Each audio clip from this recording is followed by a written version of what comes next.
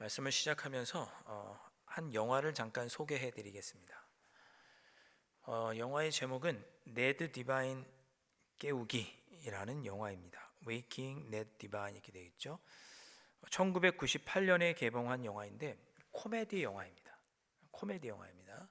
내용이 어떻게 되냐면 영국 국경에 맨이란 이름을 가진 섬이 있었습니다. 맨 섬이 있었는데 이 섬의 인구가 53명밖에 되지 않는 아주 작은 섬이었습니다. 그런데 이 섬에 복권조사위원회 사람들이 하루 찾아왔습니다. 복권조사위원회. 이 섬에서 복권 당첨자가 나왔기 때문에 이를 확인하기 위해서 복권조사위원회가 왔다는 것입니다. 당첨 금액은 무려 600만 파운드. 제가 우리나라 돈으로 지금 돈으로 환산하니까 100억이 조금 넘습니다. 마을 사람들은 이제 깜짝 놀랐습니다. 왜냐하면 53명밖에 인구가 되지 않기 때문에 서로 너무 잘 알았거든요. 그런데 서로 이렇게 물어봐도 복권을 샀다는 사람이 없는 거예요. 그러니까 복권조사위원회도 당첨이 됐다고 하는데 왜 복권을 당첨된 사람이 없지? 라고 의아해하면서 다음에 돌아오겠다라고 말하고 돌아갑니다.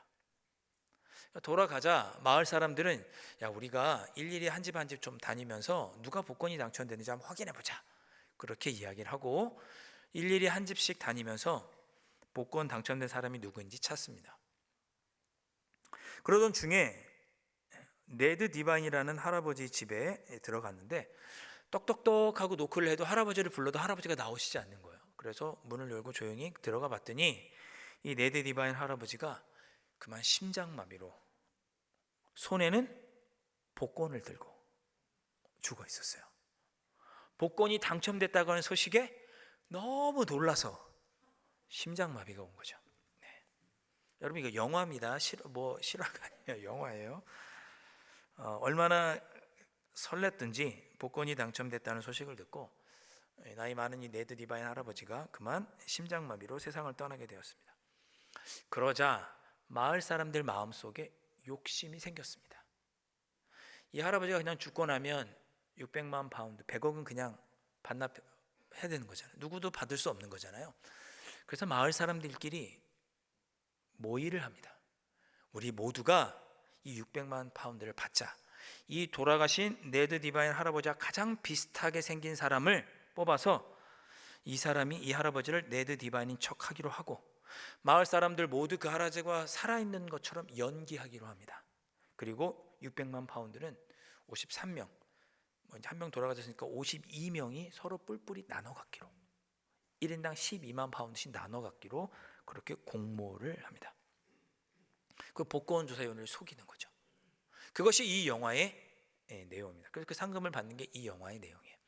이 영화가 1998년에 개봉되고 나서 전 세계에 많은 상을 휩쓸었다고 합니다. 이유는 이 영화가 인간의 탐욕, 재물 앞에서 사람이 어떻게 변할 수 있는지를 코믹하지만 아주 적나라하게 묘사했기 때문에 그런 공로로 이 영화에 많은 상을 주었다고 합니다. 우리는 눈에 보이는 것들, 돈과 재물 같은 것들에 유혹받고 넘어지기 쉽습니다. 이 영화를 보면 인간의 욕심을 잘 드러내는 한 장면이 있습니다. 한 10살쯤 된 소년이 이 섬의 젊은 목사님에게 질문을 합니다. 한 소년이 목사님에게 질문하는 거예요. 목사님은 하나님이 보이세요? 직접적으로는 아니지. 하지만 하나님의 계시를 받기는 한단다. 이렇게 대답을 했습니다. 소년이 또 물었습니다. 목사님은 월급을 얼마 받으세요? 많이 받으시나요? 그렇지는 않단다. 그러나 내일의 보수는 주로 영적인 것이란다. 이렇게 대답을 했습니다. 그러니까 목사님은 질문에 대답을 하면서도 이 소년이 목회자가 되는 일에 관심이 있나 싶어서 그 소년에게 물었습니다. 혹시 목회자가 되는 것에 대해서 생각해 본 적 있니? 라고 소년에게 물었습니다. 그래서 소년이 영화에서 이렇게 대답을 합니다. 아니요, 저는 최소한의 월급도 안 주는 보이지도 않는 분을 위해 일하고 싶지는 않아요. 이렇게 대답을 합니다. 하나님도 눈에 안 보여, 받는 상급도 눈에 안 보여. 이런 분을 위해서는 일하고 싶지 않아요. 이렇게 소년이 대답한 거예요. 섬 사람들의 마음을 아주 잘 보여주는 대사입니다. 여러분, 그리스도인들은 어떤 사람들일까요? 저는 그리스도인들이 눈에 보이지 않는 것을 추구하며 살아가는 사람들이라고 생각합니다. 하나님도 보이지 않고, 부활도 보이지 않고, 하나님께서 우리에게 약속해 주신 것도 보이지 않고, 하나님의 나라도 보이지 않고, 우리에게 약속해 주신 상급도 그 어떤 것도 보이지 않습니다. 그런데 이것을 오직 믿음의 눈으로 바라보는 사람, 그 사람들이 그리스도인이죠. 눈에 보이지 않는 것을 위해 살아가는 것은 너무나 힘들고 어려운 일일 것입니다. 이 영화의 설정처럼 당장 눈에 보이는 100억이나 되는 큰 돈, 그 돈을 얻기 위해 눈에 보이지 않는 가치들은 잃어버리며 살아가는 사람들이 많습니다. 이러한 유혹이 언제나 우리들 주변에 있죠.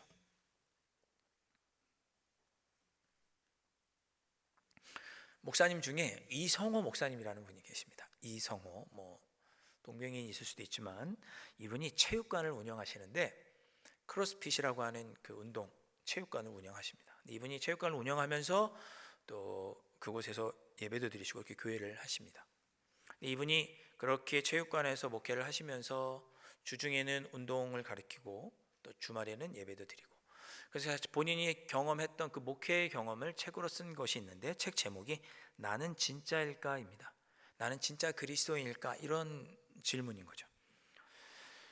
이 목사님이 원래부터 체육관을 운영하는 것은 아니었습니다. 이 목사님의 꿈은 진정한 교회, 사람을 살리는 교회를 일구는 것이 목표였습니다. 교회에 개척도 하셨었고, 그리고 큰 교회에서 부목사로도 7년 동안 있어 보기도 하고, 문화와 미디어, 엔터테인먼트에 종사하는 사람들을 모아서 그들과 함께 공동체를 이루고 말씀으로 신앙생활하기 위해서 훈련도 해보았습니다. 그러다가 본인의 건강을 위해서 2012년에 이 크로스핏이라고 하는 운동을 시작하신 거예요. 근데 이분이 그 크로스핏 운동을 하러 체육관에 갔는데 너무 좋았대요. 왜? 사람들이 자기를 목사라고 안 부르고 형 이렇게 부르는 거예요. 성호야 이렇게 이름을 불러주는 거예요. 비록 자기가 목사인 걸 알지만 새로 만나는 사람들은 자기를 목사라고 불러주지 않고 형으로, 성호야 이렇게 이름을 불러주니 너무나 좋았습니다. 새로운 사람들을 만나 주변에 그리스도인들이 하나도 없는 그런 곳에서 자기가 그리스도인으로 살아가기 위해서 애쓰고 힘썼습니다. 그렇게 열심히 운동하고 크로스핏 운동을 하다가 이분이 이 체육관을 인수하게 되었습니다. 이분이 2016년에 그렇게 목사로 활동하다가 내가 더 이상 교회에선 사역하지 않겠다라고 마음을 먹습니다. 왜? 이제는 교회라고 하는 울타리를 떠나서 세상 속에 나가서 내가 그리스도를 정하겠다 이렇게 생각한 거예요. 교회라는 울타리를 벗어서 세상 속에 나가서 세상 속에 있는 사람과 똑같은 모습으로 살면서 그리스도를 증거하겠다, 이렇게 이 목사님이 마음을 먹은 거죠. 어떻게 하면 세상 속에 나가서 내가 교회라는 울타리를 벗고 세상 속에 나가서 그리스도를 전할 수 있을까 고민을 했습니다. 40대 중반의 나이에 이르기까지 신학 공부와 목회 경험밖에 없는데 세 자녀의 아빠로서, 한 여인의 남편으로서 어떻게 하면 내가 세상 속에서 그리스도를 증거하며 살 수 있을까? 이분이 고민을 했습니다. 카페를 해볼까? 샌드위치 가게를 해볼까? 고민을 하다가 본인이 크로스핏 자격증이 있으니 내가 크로스핏 코치로 한번 일해봐야겠다라고 다짐을 하고 한 체육관에 들어가서 크로스핏 코치로 일하게 됩니다. 그 체육관에 갔더니 그 체육관에는 그리스도인이 없는 거예요. 함께 일하는 코치들은 모두 비그리스도인이었고 그 크로스핏 운동을 하러 오는 사람들의 95%는 비그리스도인이었습니다. 그래서 이 목사님은 이런 곳에서 비그리스도인들을 향해 내가 복음을 전하는 선교사다 이러는 마음을 가지고 그곳에서 더 성실하게 코치로 활동을 했습니다. 그렇게 코치로 활동하는 중에 그만 체육관이 문을 닫게 됐어요.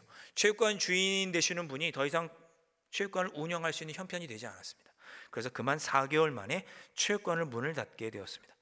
근데 평소 존경하는 목사님에게 이 목사님이 찾아가서 이렇게 체육관이 문이 닫게 되었는데 제가 어떻게 하면 좋을까요? 그런 이야기를 했더니 그 평소에 존경하던 목사님이 네가 그 체육관을 맡아서 해봐라. 그 체육관을 인수하는 데 비용 8천만 원 내가 빌려줄 테니까, 이자도 받지 않고 줄 테니까 이 돈 가지고 체육관을 인수해서 그곳에서 네가 마음껏 비그리스도인들과 함께 살면서 그리스도를 증거해봐라. 이렇게 격려해 준 거예요. 그래서 그 돈 8천만 원을 가지고 그 체육관을 인수하고 그곳에서 그리스도인이 아닌 사람들을 대상으로 운동하면서 복음을 증거하기 시작했습니다. 놀랍죠? 하나님의 은혜죠. 그런데 이 목사님이 그렇게 체육관을 시작하고 그곳에서 교회를 시작했을 때 막 사람들이 차고 넘치고 잘 됐을까요? 이 목사님은 그 책에서 고백하기를 너무나 힘들고 어려웠다라고 기록했습니다. 자신이 세상 경험이 전혀 없어서 목사로서 교회 안에만 있었더니 세상 경험이 전혀 없어서 교회 밖으로 나와서 그렇게 세상 사람들과 함께 사는 일이 너무나 힘들고 어려웠다, 그렇게 고백했습니다. 무엇보다 안정된 목회 현장을 벗어나 어느 순간 생계 문제로 고민하게 됐고 힘들어하는 자기 자신을 보면서 낙심되고 무기력해지고 돈으로 인해 욕심을 갖고 흔들리는 자기 자신을 보면서 낙심하게 됐다라고 고백했습니다. 막상 교회라고 하는 현장, 부목사로 있다가 교회에서 주시는 따박따박 나오는 사리비 갖고 살다가 그걸 버리고 자신이 체육관을 인수해서 그곳에서 그리스도인에게 복음을 증거하다 보니 이제는 눈에 보이는 것들 때문에 힘들어지게 됐다는 뜻이에요. 돈이 없으면 체육관을 운영을 못하니까, 돈이 없으면 새 자녀를 먹일 수 없으니까 눈에 보이는 것들 때문에 마음이 흔들리게 되었다라고 합니다. 뿐만 아니라 부동산 계약을 할 때는 건물주 앞에서 한없이 작아지고 억지로 겸손하면서 쩔쩔매기도 했고 바쁠 때는 아무것도 하기 싫어서 무기력감에 빠지기도 했다고 합니다. 자신이 세상에 나와보니 자신의 신앙이 발가벗겨진 채로 얼마나 가식적으로 살았는지를 깨닫게 됐다, 그렇게 고백했습니다. 신학교 교실에서는 배울 수 없는 것을 자기가 배웠다라고 고백했습니다. 그러면서 이분이 말합니다. 오늘날 기독교가 이 땅의 성도들이 약해진 이유는 무엇이냐? 교회 안에서만 눈에 보이지 않는 것을 추구하면서 살려고 하고 교회 밖에서는 눈에 보이는 것을 추구하면서 살려고 하니 그리스도인들이 약해졌다. 이분은 이렇게 평가했습니다.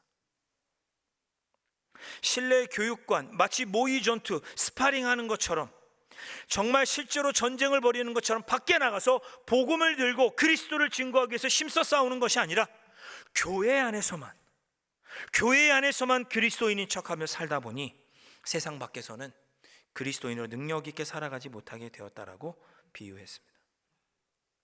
사랑하는 성도 여러분, 우리는 그리스도인만 모인 곳에서 살아가지 않습니다. 우리는 비그리스도인들과 섞여 살고 있습니다. 학교에서도, 일터에서도 그렇죠. 평소 만나는 사람들 중에도 비그리스도인들이 대부분입니다. 심지어 가족 중에도 비그리스도인들이 있습니다. 그것이 우리의 세상이에요. 우리의 세상, 우리가 사는 세상이에요. 눈에 보이는 것들을 추구하고 살아가는 사람들 속에서 우리는 눈에 보이지 않는 것을 추구하는 사람들로서 그 비그리스도인들과 함께 살아가고 있습니다. 그것이 우리의 세상입니다. 마태복음 5장 13절부터 16절 말씀에 예수님은 우리를 가르쳐서 세상의 소금과 빛이라고 말씀하셨습니다. 학교와 일터와 만나는 사람들 속에서 가정 안에서 우리가 소금이 되고 빛이 되어야 된다는 거죠. 그곳에서 예수 그리스도를 증거하는 삶을 살아야 된다는 거죠. 그것이 선교적인 삶이고 우리가 갖고 있는 사명이요 사역입니다. 우리는 교회 안에서만 그리스도를 증거하는 것이 아니고 교회 밖에서 비그리스도인들이 모인 곳에서도 그리스도를 증거하는 삶을 살아야 합니다. 이것을 가리켜서 선교적인 삶이라고 말합니다. 저와 여러분은 그래서 꼭 어떻게 보면 모두 선교사예요. 우리 모두는 선교사예요. 우리 모두는 선교사로서 삶의 자리에서 그리스도를 증거하는 삶을 살아야 할 책임이 있는 사역을 감당하는 선교사입니다. 근데 사도 바울이 생각하기에 이런 삶을 살아가기 너무 힘들다는 거예요. 우리가 눈에 보이지 않는 것을 추구하는 우리가 눈에 보인 것을 추구하는 사람들 속에서 살기가 너무 힘들다는 거예요. 사도 바울은 어떻게 그 어려움을 극복했는지 오늘 본문에서 말씀하고 있습니다. 25절 말씀에 내가 교회의 일꾼 된 것은 하나님이 너희를 위하여 내게 주신 직분을 따라 하나님의 말씀을 이루려 함이니라. 사도 바울은 자신이 하나님의 말씀을 이루는 하나님의 일꾼이라고 하는 자기 정체성이 있었습니다. 저와 여러분이 비록 그리스도인으로 이 땅을 살아가기 힘든 어려운 상황에 처해 있더라도 항상 잊으면 안 되는 거죠. 나는 하나님의 말씀을 이루기 위해서 살아가야 하는 그리스도인이라고 하는 정체성, 하나님의 말씀을 이 땅에 이루기 위하여 살아가야 하는 주님의 일꾼이라고 하는 정체성을 항상 잊으면 안 된다는 거죠. 그 정체성을 잃으면 우리가 비그리스도인들 속에서 그리스도인답게 살기 어렵다. 그러니 나는 하나님의 일꾼이라고 하는 정체성을 가져야 한다라고 사도 바울이 고백합니다. 이어지는 24절 말씀, 나는 이제 너희를 위하여 받는 괴로움을 기뻐하고 그리스도의 남은 고난을 그의 몸된 교회를 위하여 내 육체에 채우노라. 한마디로 사역하다가 그리스도인다운 삶을 살아가다가 고난과 핍박과 어려움을 겪으면 나는 기뻐하겠다라고 사도 바울이 고백합니다. 심지어 장차 내 앞에 고난이 남아있다 할지라도 기꺼이 받겠고 주님의 몸된 교회를 위해서 내가 기쁨으로 당하겠다라고 고백합니다. 내가 그렇게 할 수 있는 이유는 뭐냐? 27절 말씀, 하나님이 그들로 하여금 이 비밀의 영광이 이방인 가운데 얼마나 풍성한지를 알게 하려 하심이라. 이 비밀은 너희 안에 계신 그리스도니 곧 영광의 소망이니라. 하나님께서 나를 일꾼 삼으셔서 하나님의 놀라운 비밀인 예수 그리스도를 증거하게 하시는데, 그 일을 증거하다가 내가 힘들고 어려운 일을 당해도 내가 견딜 수 있는 이유는 내 안에 예수 그리스도, 영광의 소망이신 예수 그리스도가 있기 때문이다. 그러니 내 안에 있는 예수 그리스도를 붙잡고 예수 그리스도를 바라보면서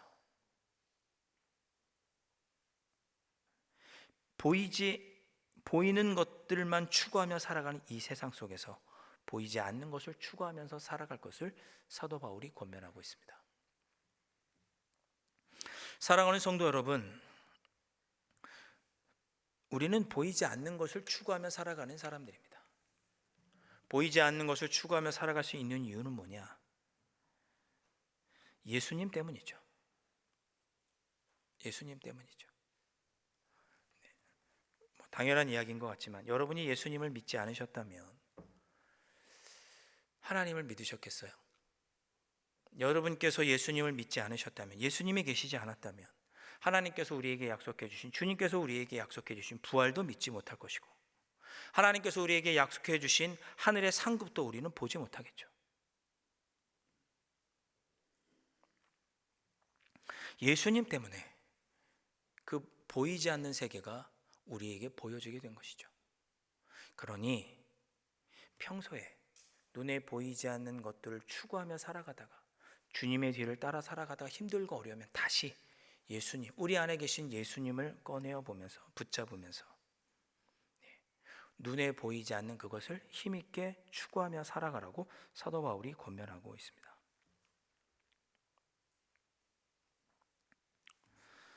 제가 서점에 한번 얼마 전에 다녀왔습니다. 서점에 가봤는데